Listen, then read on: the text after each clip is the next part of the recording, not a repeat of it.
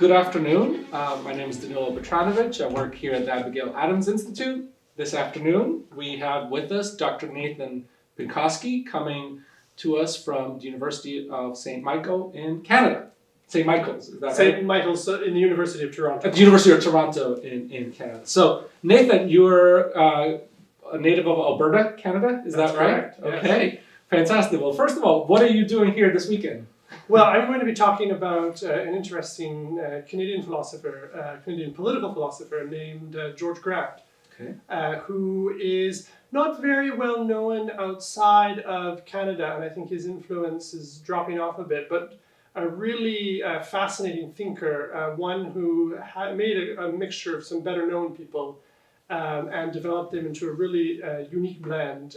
He was a close reader of Martin Heidegger, a close reader of Leo Strauss, read them before they really became popular in the English-speaking world, and discovered them independently of any Straussian genealogy, shall we say, any training in a student of Strauss, and same thing with Heidegger, never educated by a student of Heidegger.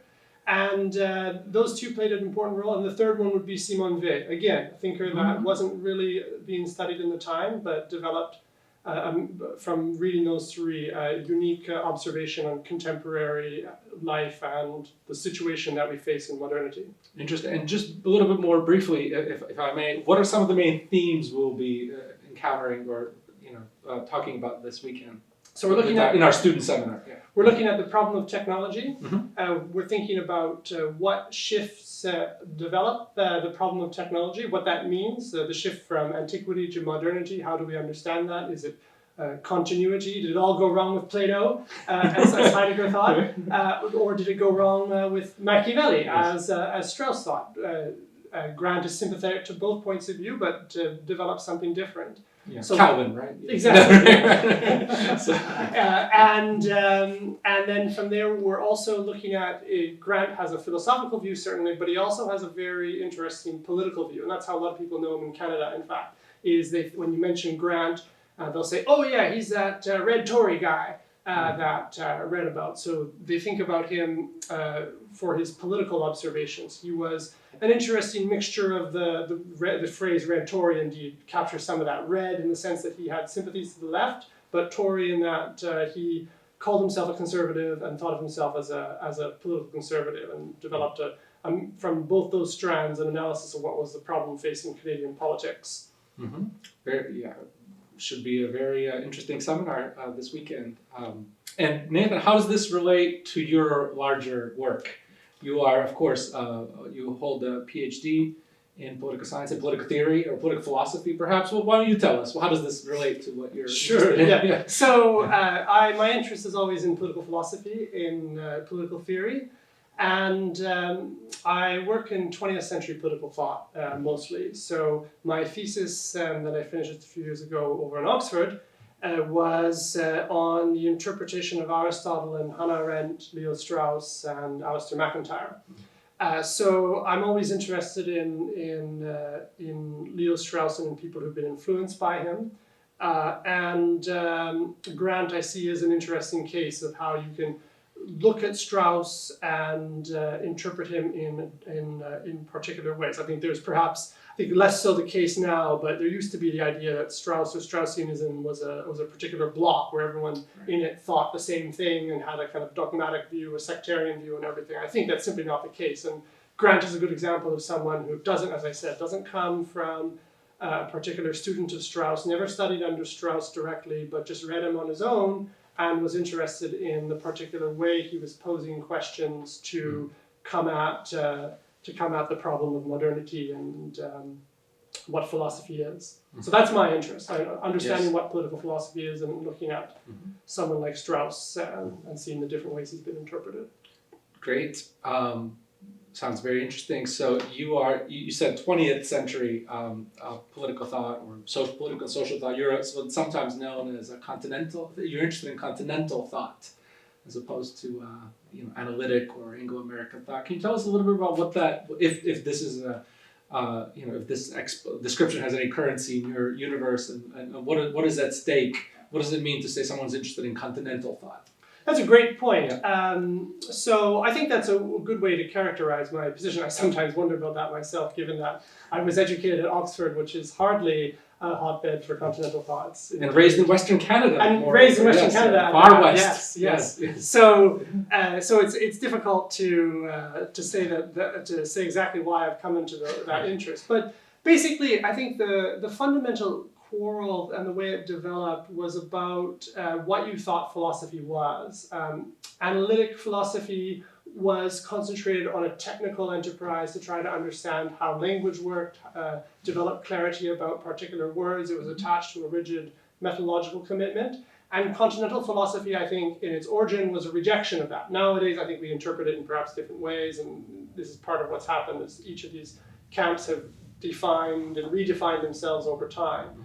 But generally, I think that's the origin of the debate. It goes back to Wittgenstein and ways of interpreting him.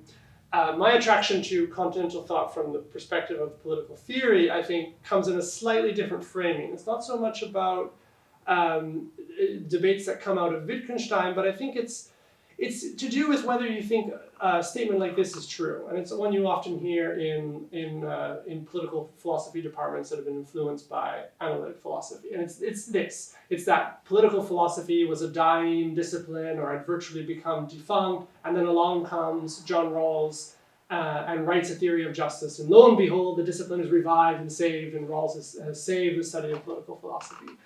And it's a common view that we have. It's difficult to sustain, though, if you'd ever read in the 50s or studied in the 50s or just even heard of in the 50s in your studies Eric Voegelin, Hannah Arendt, Leo Strauss, to name a few. So the problem there is, I think that the way analytical political philosophy developed was it had narrowed down the paradigm and the kinds of questions you'd ask about politics. And we see that a bit in Rawls' theory of justice. I don't want to be flippant about his work. He is a serious thinker. But he starts off by mentioning truth in a theory of justice and then sets that inquiry aside. That's not what's going to concern him. And that's something that Arendt, Strauss, Voegelin, to name the three I mentioned, would never do. Right. Because that's part of what it is to understand political philosophy, part of what it is to understand what it is. If you're not posing those kinds of questions, you're not going to understand what politics is. You're certainly not going to understand what the human being is, and you're not going to understand what philosophy is. So my attraction to continental, broadly understood, I think, is that I think those fundamental questions are prior to questions of justice. Those are the kinds of questions that we should really be interested in scrutinizing and examining, because they're often the hardest questions. Yeah, the big unresolved questions, perhaps. Exactly. You know, sometimes we always in Abigail Adams we studied Dostoevsky a couple of years ago. He calls them the accursed questions. The accursed questions. Accursed questions. That's right. So anyhow, one last question, Nathan, before we begin our weekend. What experience do you have? What kind of courses do you like to teach? What is your we've heard a little bit about your research, about your interests. What about your, what are you known for in terms of teaching? Well, what kinds of courses? At the University of Toronto, I teach a flagship first-year program called the Gilson Seminar. It's named after Étienne Gilson, who was a contemporary of perhaps the better-known Jacques Maritain. To Thomists who were interested in trying to revitalize Thomistic thought. And the Gilson Seminar is basically an introduction to the Catholic intellectual tradition for students who would not otherwise have been exposed to it and not have the opportunity to study it in the University of Toronto. It's a really fascinating course. You get a lot of people in there who not all are Catholic, but they're all motivated by an intellectual curiosity to ask about those first fundamental questions that I mentioned. A desire to understand first principles, and that's the courses I like to teach are ones that are engaged with that. So that one has been a real joy to teach, but I also like teaching history of political thought as well, of course. The courses that look at Plato and Aristotle, do a careful reading of the Platonic dialogues and the Platonic corpus are a good thing, very important to me, and very important to, I think, getting to know what the important questions are that you're not asking, and get students to ask those questions as well. So that philosophical stuff is definitely my bread and butter. Terrific. Well, and if I one last question, just maybe I should open with this. How does your identity as a Canadian affect how you think about these big questions? If I may put it that way. This is also a theme of the weekend as well, in part.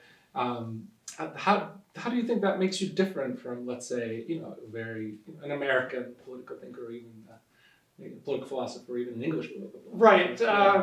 Well, maybe I can speak a little bit more. You probably thought directly. about it a little bit, but yeah. So, yeah. Maybe I'll speak a little directly, perhaps controversially. Okay. But I think when you're a Canadian who studied abroad, you learn what hypermodernity looks like. Okay. You learn what the excess of it looks like. And you're also familiar with how quickly quiet revolutions take place in late modern societies.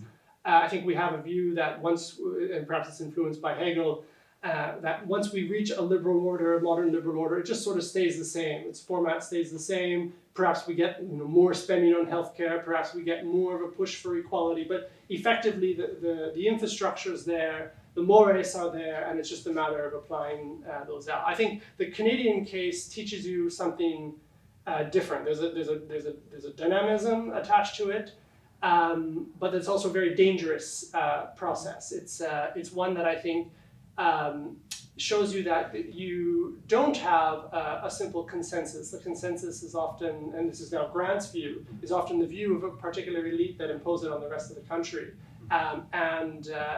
Seeing that, I think, lets you know the dark side of what modern politics can look like. Because Canadians think they're very cosmopolitan, but they're very, very parochial. And that combination, I think, points to a vice that exists in a lot of liberal societies, but it's very acute in the case of Canada. It's manifest in the case of Canada when you're a Canadian who's been elsewhere, thought attentively elsewhere about other problems, and then go back into the country. Okay, yeah, interesting. Okay, well, great. On that note, Nathan Pinkoski, thank you very much, and we'll see you next time.